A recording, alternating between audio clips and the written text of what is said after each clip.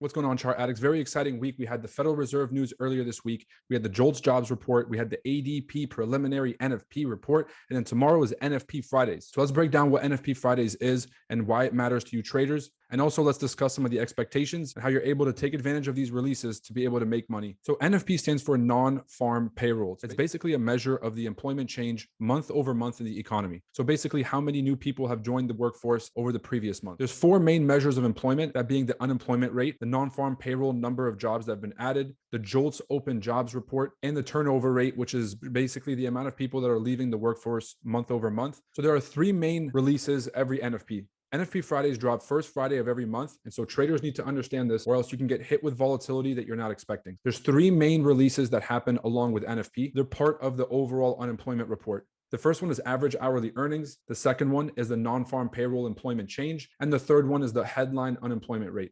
If you guys stick around to the end of the video, I'll break down the four components of the unemployment numbers and show you guys how to read each number so you guys can have a better understanding of what's happening in the economy. So NFP obviously stands for non-farm payroll. The reason that farming jobs are not included in this report is because farming is subsidized by the federal government and it would mess up and skew these numbers. They just strictly look at private employment and they look at it as a broad measure of the overall unemployment rate. So let's talk about expectations for tomorrow and what economists are projecting. Economists are expecting 200,000 new jobs added in the previous month. Economists are projecting that over the month of October, we saw 200,000 new jobs enter the economy. Now, there's the ADP preliminary report that dropped a few days before NFP. This ADP non-farm payroll report is made by a private company whose sole purpose is to track what the government numbers are and to give early releases. And so if the releases this Friday are anything like the ADP report that we saw earlier this week, then we could be seeing a non-farm payroll change of around 200,000, slightly higher than expectations. So if you look through the report, the majority of the expected jobs added to the economy are in leisure and hospitality. We'll go ahead and break those down later in the video. Adding 200,000 new jobs to the economy, which is slightly lower than expected, could raise the headline unemployment number from 3.5% unemployment up to 3.6%.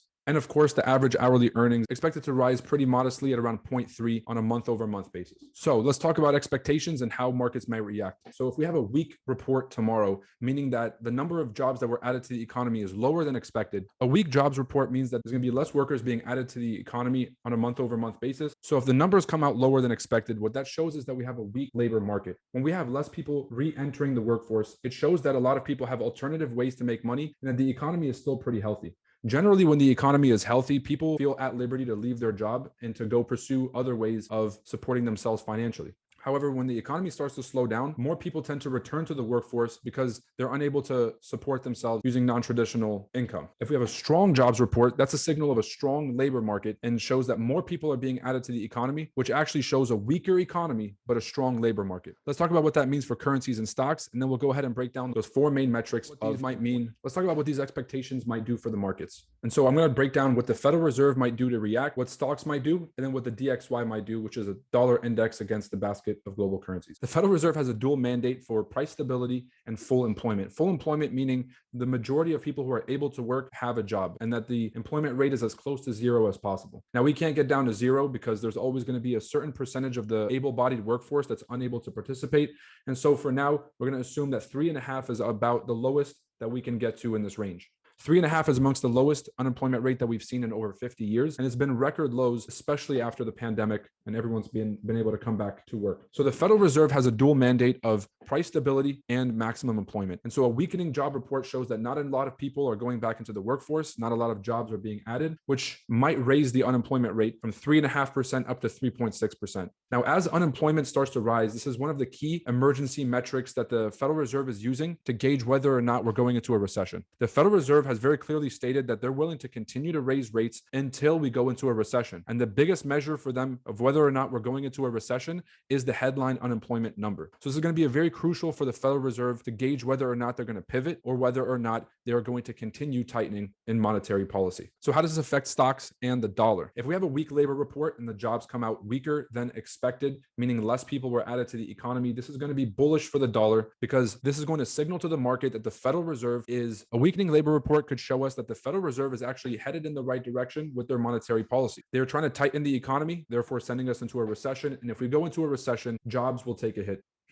As it relates to this labor report, in the short term, we could see stocks continue to drop. However, in the long term, this shows that we're closer to a Fed pivot, and it means that the Federal Reserve is going to look to shift their monetary policy at some point and head us back into the upside. If we have a stronger labor report than expected, that means that more jobs are being added to the economy, which is also a sign of weakening conditions. Because again, when conditions are very weak and people need money, a lot of people come back into the workforce where they had previously left. So to go ahead and sum this up, NFP is a job creation metric. The first Friday of every month, there's a release of three very important metrics, which is the average hourly earnings, the headline unemployment rate, and the non-farm payroll change, which just basically tracks the number of new jobs that have been added to the economy on a month-over-month basis. So tomorrow is going to be very important because leading up to this November Federal Reserve meeting, there were not a lot of data points that the Federal Reserve could anchor themselves on to make very aggressive decisions about the economy. However, before the December 14th Fed meeting, they're going to have all of these data points to consider. So the headline unemployment rate, the non-farm payroll, CPI that releases on the 10th, GDP and preliminary GDP reports.